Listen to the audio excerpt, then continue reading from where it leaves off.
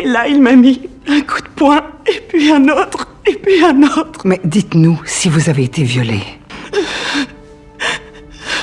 On est peut-être célèbres, mais on est des personnes comme les autres.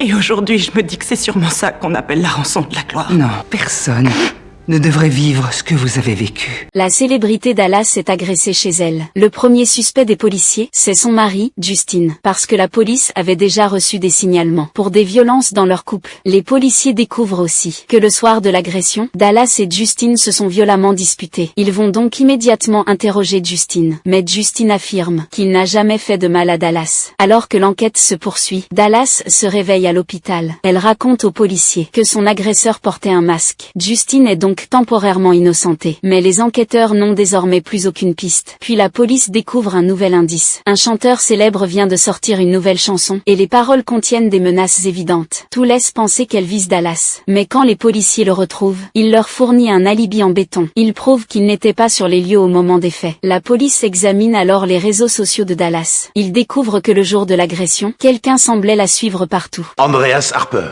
Il retrouve rapidement cet homme, et l'emmène au commissariat pour l'interroger.